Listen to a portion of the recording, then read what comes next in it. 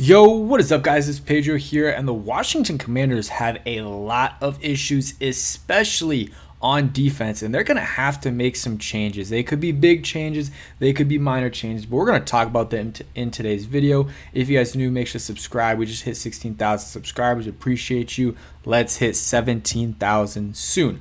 All right, so, I'm going to get a little bit animated in this video. Not too much, not as much as after the game. But obviously, this defense has been absolutely pathetic. And, they need to make some changes. And it's really frustrating because they'll have one good game like they did against the Giants where, obviously it's the Giants. But still, the Giants put up 40 points against the Cowboys. They've had some good games. They just beat the Chargers. And, obviously not with Russell Wilson. But still, had a good game there. Then you go up against the Green Bay Packers, atrocious defense. Then you go up against the Raiders. You play pretty well against them, not amazing. And then you go up against the Falcons and you play poorly. And it's not like the Raiders and Falcons are drastically different teams, offensively in terms of how good they are. I mean, the Falcons, they literally scored 0 points against the Carolina Panthers the week before. Obviously, they're better than that, but still, the inconsistency is really bad. And just in general, this defense is not good, except for one thing. Stopping the run, they are not bad at. And in the game against the Falcons, it felt like they gave up a lot more than they did, but, they actually gave up like 3.5, 3.7 yards a carry. So we're going to talk about Joe Whitt, first of all, what they should do with him. Should he still be the coordinator? What he needs to do? And then, changes on the defense. Lattimore, should he be benched? Mikey Sainristil, should he move in, outside? And, Bobby Wagner, changes with him. Should he be benched? Spoiler alert, I don't think he should be benched, but we'll talk about some changes that could be made. First off, let's talk about some mistakes they made in this game. I mean, having Dorrance Armstrong in coverage, dropping back in coverage is just not the move there. You see him there on the left side of the screen, and he drops back into coverage. First off, I don't like in general when you have, DNs drop back in coverage, but also definitely not your best pass rusher. When your pass rush, that's the thing. Their run defense has been good. Pass rush has not. So why are you dropping back your best pass rusher, one of the better ones so far in the NFL this year in terms of getting pressure, in Dorrance Armstrong?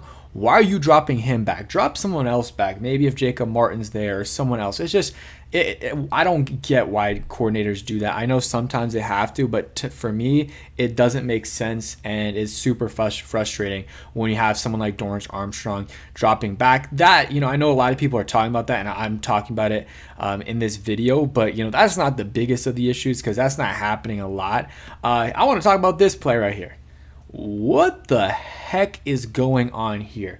Yes, the players are not playing well, and they're not, even if it was coached well, this would not be an elite defense. But you cannot tell me that the scheme is not at fault at all. And people were telling me that.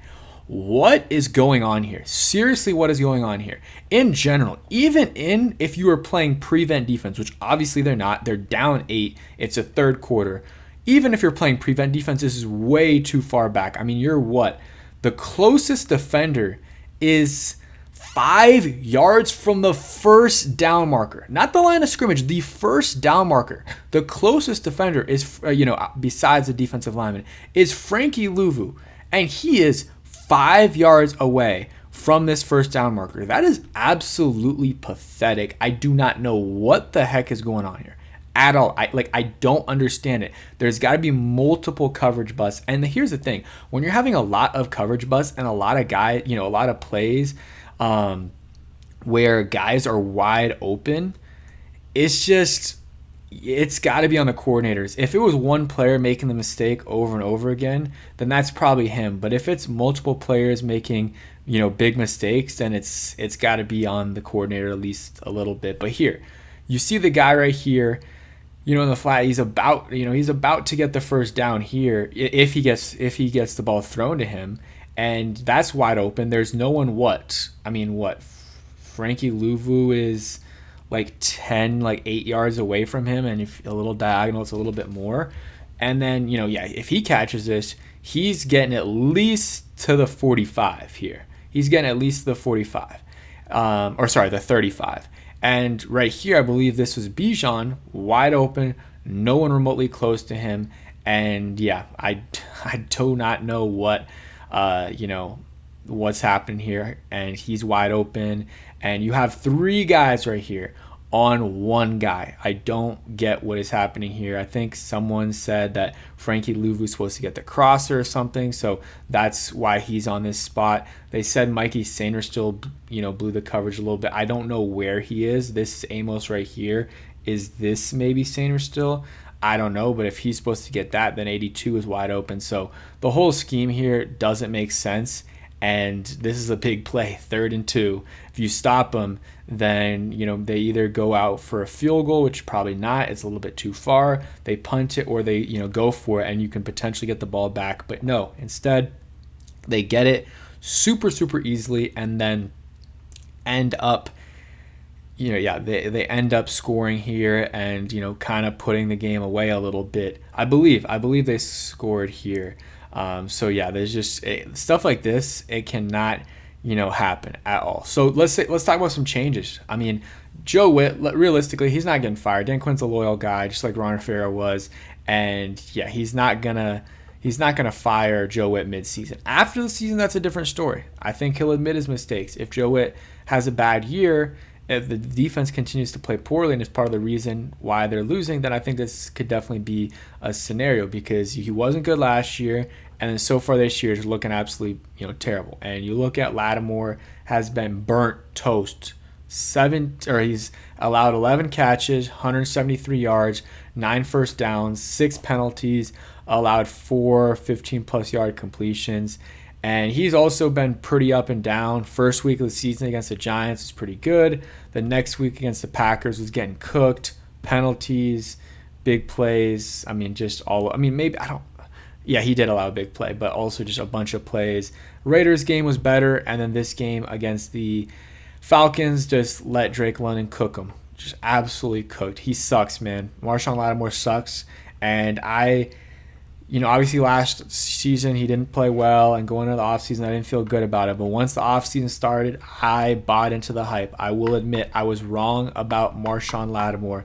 And, I hate to admit it, but I was wrong about it. And, he's been really bad so far. He's been a big issue for the Washington Commanders, and one of the major reasons this defense has been bad. Because, at some point, you can talk about coaching matters, obviously scheme-wise and stuff like that, and certain penalties, like getting your offense set and stuff like that, and making sure they know the offense and making sure that guys aren't jumping early and stuff like that. But penalties, and even and I know that those are penalties, but I'm saying defensive penalties, when it's holding, stuff like that, that might matter coaching-wise for young guys. But Marshawn Lattimore, he's been in the league for a while. He knows what holding is, what isn't. He knows what his technique has to be. I mean, he's not going to improve his technique much at this point in his career, 8 or 9 years in.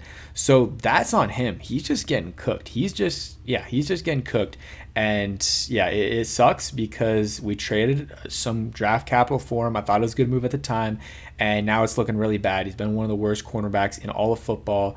And, it's just all all facets of the game, in terms of his coverage, the, allowing big plays, allowing short yardage plays, allowing penalties, even I don't know if he had a 15-yard. He might have had a 15-yard penalty. I don't know. And then the Giants game, I don't think so, but he might have. So just a lot of bad things from Marshawn Lattimore. They might have to consider benching him. Maybe they give him another week, but if you got to win. So giving another week, and if you lose, then that could be the difference of you making the playoffs or not. But real quick, a word from today's sponsor.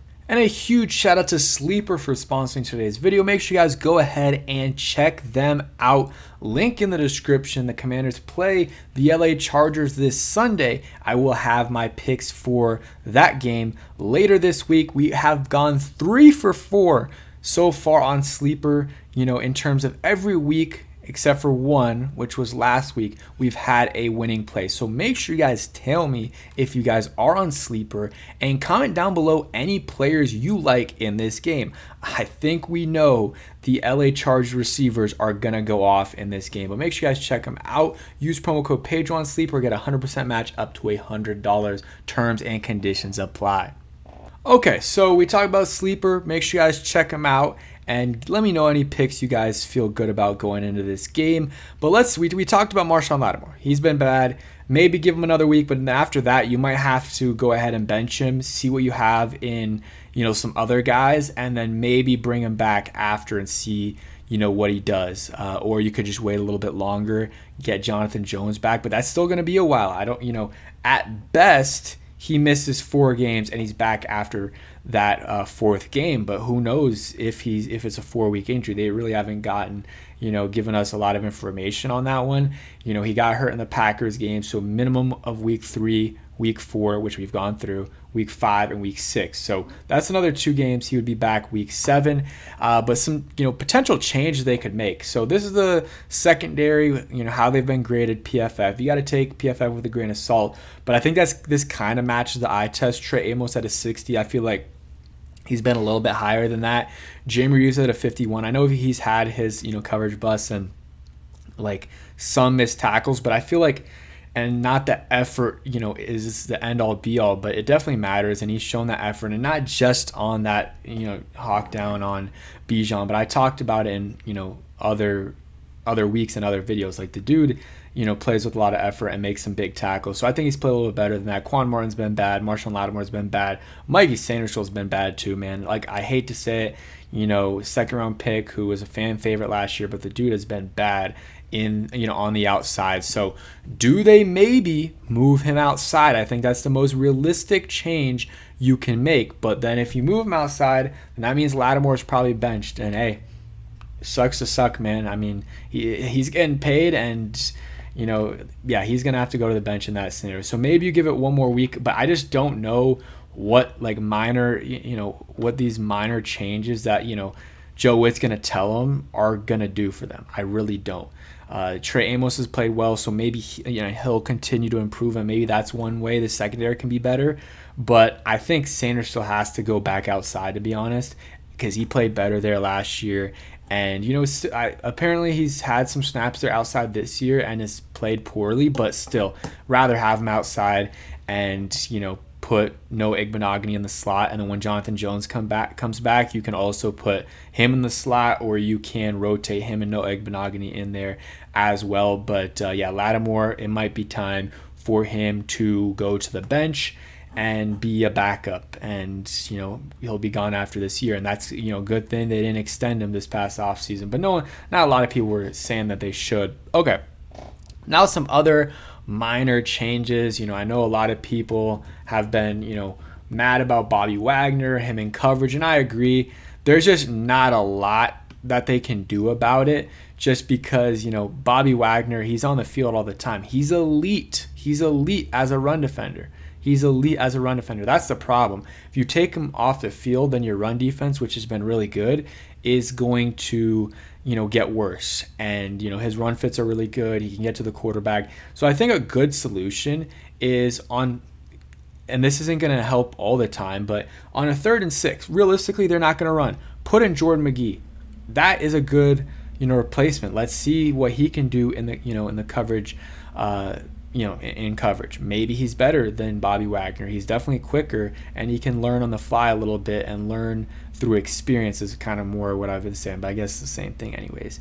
And I think that would definitely work on like 3rd and 5, 3rd and 6. I don't know if I trust K. Madrano yet. He hasn't really played, so I would put Bobby Wagner in 1st, 2nd down, 3rd and 1, 3rd and 2. Keep Bobby Wagner out there. You live with it if the running back ends up beating him. But if it's another scenario where it's 3rd and long, then put K. Madrano or Jordan McGee in. But I would say Jordan McGee, he's a better overall player, 2nd-year guy, and I think that would be the better scenario for the Commanders. So that's a minor change, but it could make a big difference. Bijan Robinson was absolutely cooking Bobby Wagner, and you also just depends on the matchup for the game. If their running back can't really run routes, or they don't really have a dynamic tight end, then maybe you live with Bobby Wagner playing almost the whole all of the 3rd down snaps. But I think it's time for maybe at least a few snaps a game to take him out, give him a little bit of breather, but then also just